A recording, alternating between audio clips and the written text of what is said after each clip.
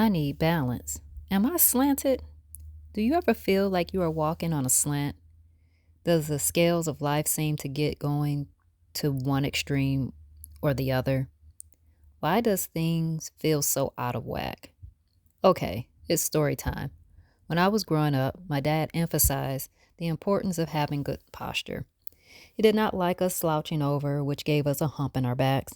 I can remember that look and the touch on the back to remind us to straighten up. Boy, was that annoying then.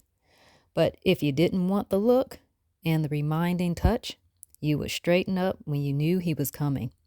Needless to say, trying not to get caught slouching created a better habit in me. Not slouching. So, I mentioned in the questions at the start, do you ever feel like you are walking on a slant? Maybe I should have used with a hump in your back. Anyway, my body is trained now that if I am slouching for too long, I can feel the pressure in my shoulders and lower back. Ouch. That's not good because then everything else is thrown off my hips, my neck, and my walk. I need balance. Am I slanted? You know, the crazy thing about that statement in question is that I think others can see if I'm off balance or if I'm slanted. Human beings are good at creating and wearing masks. We are good at establishing coping mechanisms that allow us to interact with others, and they are not any of the wiser of what's going on with us deep down. When I became unbalanced and unhinged, those around me did not know. They did not know because I was trying not to be a burden to them. I knew of their situations going on in their lives, and I did not want to add to their stack. Yet I kept adding to my stack and was becoming severely disfigured mentally, emotionally, spiritually, physically, and financially. See, when you think that unbalanced things only hit one area of your life, that is so untrue. Being that we are woven together mentally, emotionally, spiritually, physically, and financially, each area will be impacted in one way or another. And for me, my scale had tipped so far to one side that I was about to fall over. Of course, to others, they didn't see the slant or lean on me, but it was there and was getting worse by the minute. Each day that I allowed the burdens of life to weigh down on me, I continued to lose sight of who I was and who I wanted to be in this world. Most often, we believe the only time people get slanted positions or out of balance is due to things like drugs, alcohol, or criminal acts. The reality is that we all get a little slanted from time to time. The slant doesn't show immediately. It is normally a slow process, a process that most cannot identify for themselves. How did I figure out that I was slanted and unbalanced? My first indication was when I had more negative thoughts than I had positive thoughts. I had allowed the negativity that was surrounding me to take root and produce rotten fruit. It began to impact my mental and emotional well being first, my most vulnerable areas. After those were infiltrated, it began to impact me spiritually, physically, and financially. I'm going to pause just for a few so that sinks in. Negativity does not come in and throw you off balance all at once. It is an intentional and deliberate thing that attaches itself to the areas that you are most vulnerable in.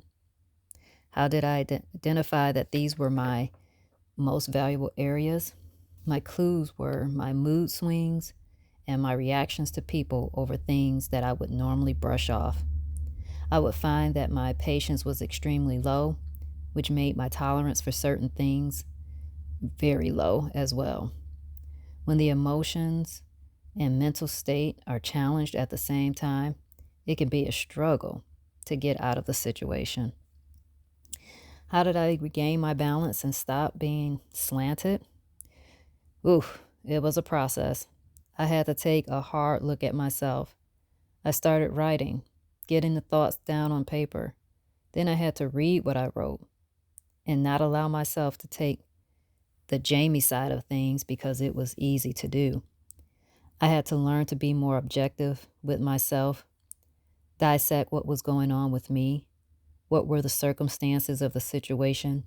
How was I treating myself around those moments? And being honest with me and if this is how I really want it to be. I gave myself tough love. I didn't let myself off the hook and worked on being and doing better. That's when the journey of fixing my crown truly began.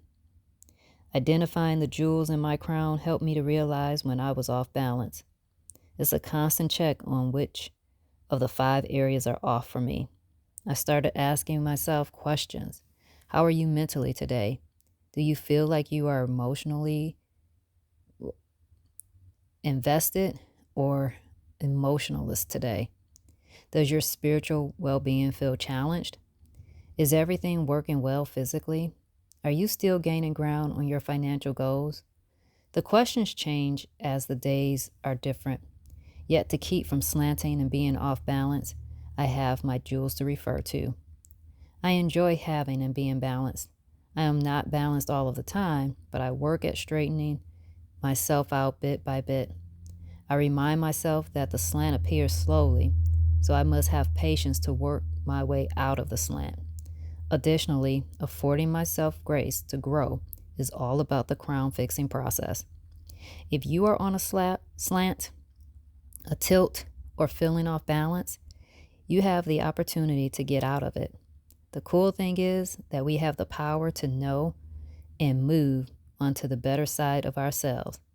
When we choose to identify, acknowledge, own, plan, and execute to make adjustments to return to a balanced us.